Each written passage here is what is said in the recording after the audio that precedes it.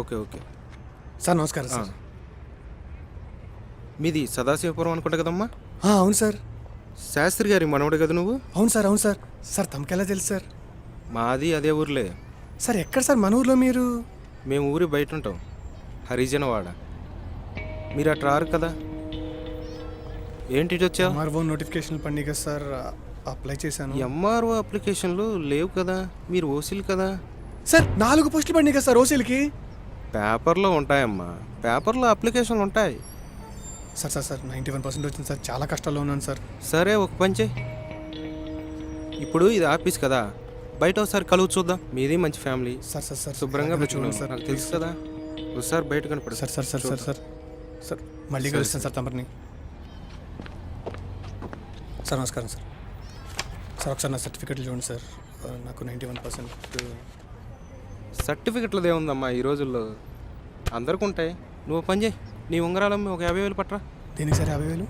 ఓ certificate పెట్టేద్దాం. ఏ certificate sir? ఇండియాలో పెద్ద సర్టిఫికేట్ ఏ ఉందమ్మా, క్యాస్ట్ సర్టిఫికేట్. ఓ క్యాస్ట్ సర్టిఫికేట్ పెడదాం. సద్బ్రాహ్మణుని సార్, వేదాలన్నీ చదువుకున్నాను సార్. మనకున్న 4 వేదాల్లో మనిషి ఎలా ఉండాలో చెప్పారు సార్. మనం పంచమ వేదంగా చెప్పుకునే భారతంలో మనిషి ఎలా ఉంటాడో చెప్పారు సార్. కానీ మనిషిని ఎలా ఉంచాలో ఎలా తుంచాలో కూడా చెప్తూ మనమే ఒక వేదం రాసుకున్నాం సార్, 6వ వేదం. దాని పేరే రాజ్యాంగం సార్.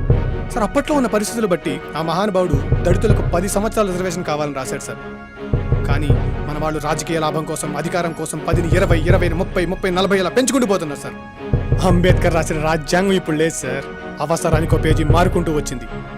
ఒక్కసారి అంబేద్కర్ తిరిగి వచ్చి ఇప్పుడున్న రాజ్యాంగాన్ని కనుక చూస్తే గుండె పగిలి చచ్చిపోతాడు సార్. సార్ ఒకటి అర్థంగా అడుగుతాను, ఇప్పుడున్న పరిస్థితుల్లో ఇండియాలో రిజర్వేషన్ దేనికి ఇవ్వాలి సార్? కులానికా, మతానికా, ప్రాంతానికా, వర్గానికా, వర్ణానికా? అప్పట్లో పరిస్థితులు ఏమో కానీ ఇప్పుడు మాత్రం ఇండియాలో 2 కులాలు ఉన్నాయి సార్. ఒకటి ధనిక కులం, 2 పేద కులం. మళ్ళీ ఇంకొకసారి అంబేద్కర్ పుట్టి ఆ 6వ వేదాన్ని తిరిగి రాస్తే తప్ప మన దేశ పరిస్థితి బాగుపడదు సార్.